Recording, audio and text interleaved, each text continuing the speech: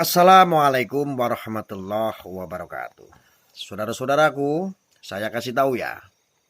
Sepanjang sejarah bangsa Indonesia, kelompok keturunan yang ada di Indonesia dan selalu menjadi sorotan adalah para keturunan Tionghoa. Keturunan Tionghoa disoroti dari banyak sisi. Namun sisi yang paling disoroti adalah banyaknya pengusaha keturunan Tionghoa yang sukses dan menimbulkan kedengkian di antara hati para pribumi. Padahal sih keturunan Tionghoa ini juga terkenal karena keuletannya dalam menjalankan usahanya yang menjadi suri taulan bagi para pribumi. Pengusaha-pengusaha keturunan Tionghoa yang hari ini terkenal, semuanya memulai usaha mereka benar-benar dari nol besar dan diturunkan dari generasi ke generasi berikutnya. Seperti grup Jarum yang memulai usahanya seiring dengan tumbuhnya Indonesia menjadi negara berkembang. Mereka memulai membeli usaha kecilnya dalam bidang kretek bernama Jarum Gramopon pada tahun 1951 yang kemudian mengubah namanya menjadi Jarum. Atau grup Sinarmas yang memulai usahanya pada tahun 1932. Saudara, sementara itu di Indonesia juga ada keturunan bangsa lain, yaitu keturunan Arab dan keturunan India yang selama ini tak begitu banyak disoroti karena pergerakan mereka dalam kehidupan selalu bergerak di bawah radar. Tapi sejak Indonesia memasuki masa reformasi, sekelompok orang keturunan Arab mulai menggeliat menampakkan eksistensi mereka di bumi Indonesia. Tak lagi bergerak di bawah radar lagi ya. Kegiatan para keturunan Arab yang membuat orang-orang pribumi mulai melirik.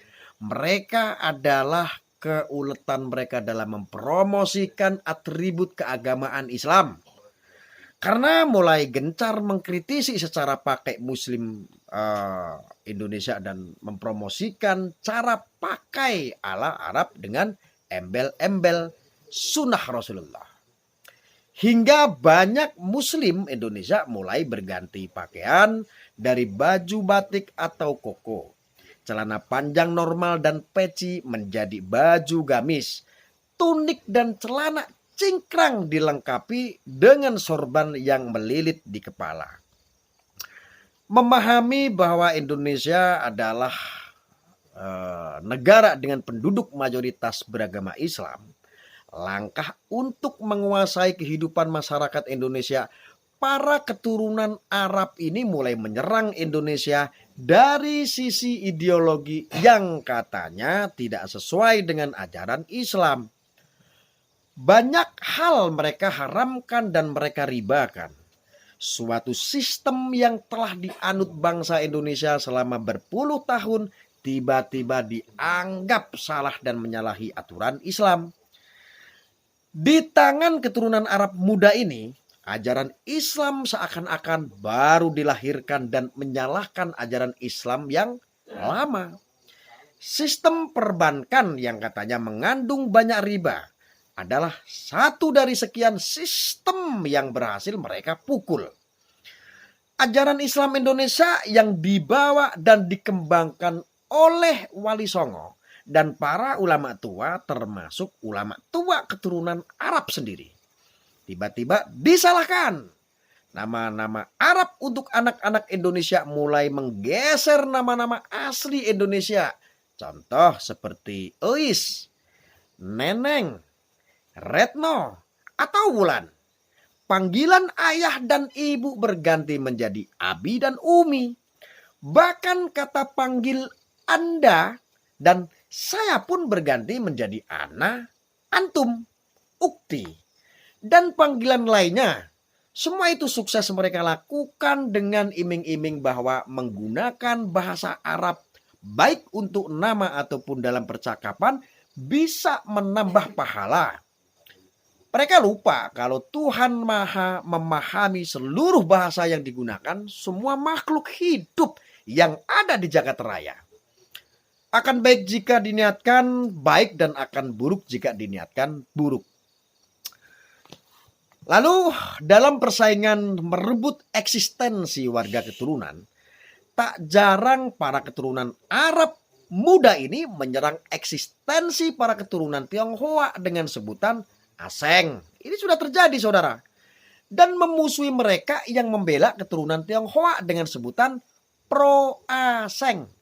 Saya menyebut para keturunan Arab muda karena fenomena yang dilakukan oleh orang-orang yang mempraktekkan politik identitas agama Islam adalah para keturunan Arab Yaman yang berusia muda seperti Rizik Syihab contohnya.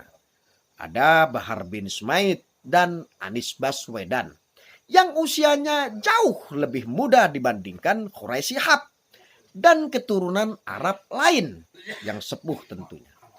Baik yang masih hidup maupun yang sudah meninggal. Padahal sejarah mencatat bahwa para keturunan Arab di Indonesia ini cukup mendominasi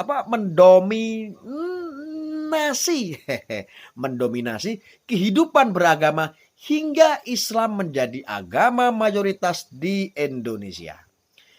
Dijalankan tanpa melakukan penyerangan apapun baik terhadap sistem yang sudah ada maupun menyerang keturunan bangsa lain seperti keturunan Tionghoa.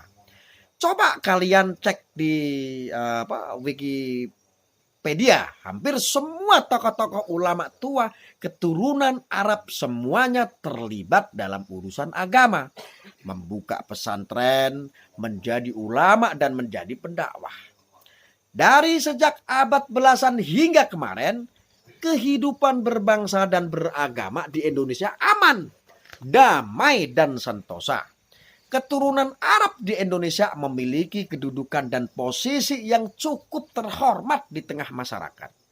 Walaupun istilah pribumi dan keturunan itu ada di dalam Kamus Bahasa Indonesia, namun lama tak pernah dipakai dan terdengar lagi. Nah, tapi akhir-akhir ini ramai mengenai istilah pribumi, saudara. Karena apa? Ya sejak Anies Baswedan menyerang Ahok di Pilkada Jakarta dengan menggunakan politik identitas agama. Sejak Rizik Syihab menyerang Joko Widodo yang seorang pribumi asli, para keturunan Arab menjadi terstigma sebagai keturunan Arab Yaman yang ingin membuat Indonesia hancur seperti negara leluhur mereka. Kedudukan dan posisi kelompok keturunan Arab yang begitu terhormat dan dihormati hari ini sudah berubah menjadi bahan cibiran dan tertawaan seperti pepatah mengatakan, nila setitik rusak susu sebelengah. Kelakuan satu, dua atau segelintir orang keturunan Arab Yaman membuat seluruh keturunan Arab terstigma sama. Lalu kenapa umat muslim di Indonesia begitu menghormati? Dulu terstigma bahwa sebutan habaib itu adalah sebagai zuriat Nabi. Ada darah Nabi Muhammad SAW. Mereka begitu pede menyuarakan, memposisikan dirinya ada darah Nabi karena apa? Bermodalkan buku nasab dari sebuah lembaga pencatatan nasab di Indonesia. Namanya Robitoh Alawiyah. Jadi kurang lebih seperti itu. Maka ketika itu dipahami, itu diyakini oleh umat muslim, mungkin karena saking menahan kerinduan terhadap Rasulullah, ya mencintai ahlul baitnya, mencintai keturunan-keturunannya. Dan saat ini terjadilah goro-goro yang saat ini kita bisa memanai sudah ramai mungkin orang-orang yang menyebut, yang selalu mengaku sebagai cucu Nabi saat ini seperti tumbang tidak memiliki kehormatan kembali. Mudah-mudahan permasalahan ini cepat selesai dan mudah-mudahan apa yang saya sampaikan ini bermanfaat agar kita bisa melihat ke belakang atau flashback lagi kabarnya. Begitu kira-kira, saudara.